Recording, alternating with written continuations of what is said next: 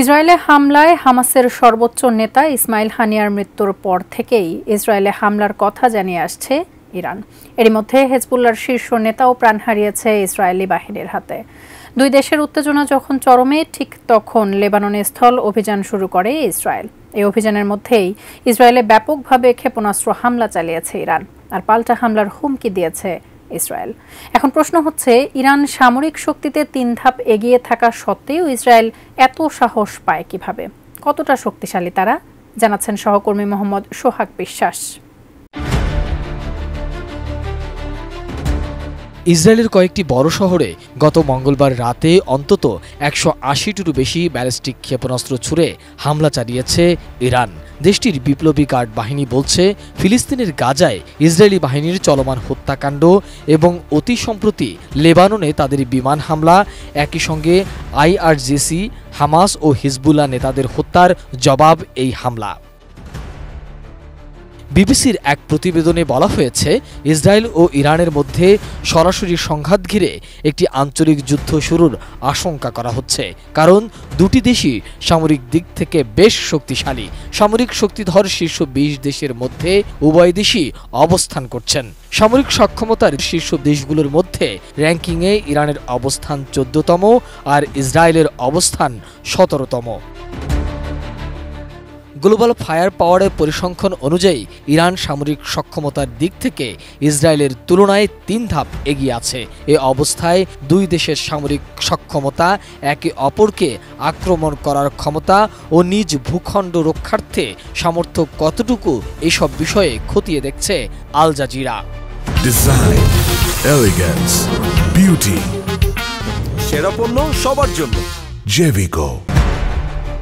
ইরানের সামরিক বাহিনীর সক্রিয় সদস্য 6,10,000, এর মধ্যে 3,50,000 সেনা সদস্য, 1,90,000 বিপ্লবী গার্ড সদস্য, 18,000 নৌসৈন্য, 37,000 বিমান সেনা ও 15,000 বিমান প্রতিরক্ষা সদস্য রয়েছে। 3,50,000 রিজার্ভ সেনাও। অন্যদিকে ইসরায়েলের সামরিক বাহিনীর সক্রিয় সদস্য সংখ্যা 1,69,500 জন। এর মধ্যে সেনাবাহিনীর সদস্য 1,26,000, নৌসেনা 9,500 এবং বিমান বাহিনীর সদস্য 34,000। দেশটির রয়েছে 4,65,000 রিজার্ভ সেনা। গবেষণা প্রতিষ্ঠান স্টকহোম ইন্টারন্যাশনাল পিস রিসার্চ ইনস্টিটিউটের গত এপ্রিল মাসের তথ্য বলছে, ইরান 2023 সালে সামরিক খাতে ব্যয় করেছে 10.3 মিলিয়ন, যা 2022 সালের তুলনায় 0.6% বেশি। একই সময়ে 2023 সালের ইসরায়েলের ব্যয় ছিল 27.5 বিলিয়ন, যা 2022 সালের তুলনায় 24% বেশি। গত বছরের 7 অক্টোবর ফিলিস্তিনের গাজায় শুরু করা নজিরবিহীন হামলার কারণে দেশটির ব্যয় 1 বছরে এতটা বেড়েছে ধারণা করা হচ্ছে। ইরানের রয়েছে 10,513টি ট্যাঙ্ক, 6,798টি কামান এবং 640টিরও বেশি সাঁজোয়া যান। এছাড়া সেনাবাহিনীর রয়েছে 500টি হেলিকপ্টার। বিপ্লবী গার্ড বাহিনীর রয়েছে আরও 5টি।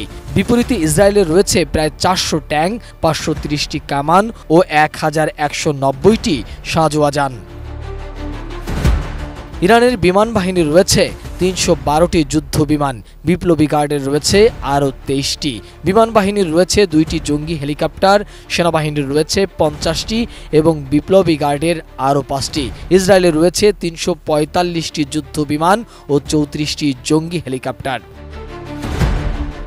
ইসরায়েলের আকাশ প্রতিরক্ষা ব্যবস্থা মূলত নির্ভরশীল আয়রন ডোম ব্যবস্থার উপর। মঙ্গলবার রাতে ইরানের ছোড়া ক্ষেপণাস্ত্রের অধিকাংশ আয়রন ডোম ব্যবস্থা প্রতিহত করা হয়েছে বলে ধারণা করা হচ্ছে। একটি আয়রন ডোম ব্যবস্থায় থাকে একটি রাডার, যা সম্ভাব্য আঘাত হানা ক্ষেপণাস্ত্র বা অন্য বস্তুর গতি ও লক্ষ্যস্থল শনাক্ত করতে পারে। এদিকে ইরান গত ফেব্রুয়ারিতে স্বল্প পাল্লার আজার খস আকাশ প্রতিরক্ষা ব্যবস্থা মোতায়েন করেছে। এটি একটি ইনফ্রারেড শনাক্তকরণ ব্যবস্থা। আছে বিভিন্ন পাল্লার ভূমি থেকে আকাশে নিক্ষেপযোগ্য ক্ষেপণাস্ত্র প্রতিরক্ষা ব্যবস্থাও। ইরানের অস্ত্র ভাণ্ডারে রয়েছে অন্তত 12 ধরনের মধ্যম ও স্বল্প পাল্লার ব্যালিস্টিক ক্ষেপণাস্ত্র। এগুলোর একটি টন্ডার 69, এর পাল্লা 150 কিলোমিটার। অপরদিকে ইসরায়েলের রয়েছে অন্তত 4 ধরনের স্বল্প, মধ্যম ও মধ্যবর্তী পাল্লার ব্যালিস্টিক। ইসরায়েলের আনুমানিক 90টি পারমাণবিক যুদ্ধাস্ত্র রয়েছে। এদিকে ধারণা করা হচ্ছে ইরানের পারমাণবিক কোনো অস্ত্র নেই, তবে তার রয়েছে খুবই সমৃদ্ধ পারমাণবিক কর্মসূচি। দেশটি বেশ কিছু পারমাণবিক স্থাপনা ও গবেষণা কেন্দ্র পরিচালনা করছে।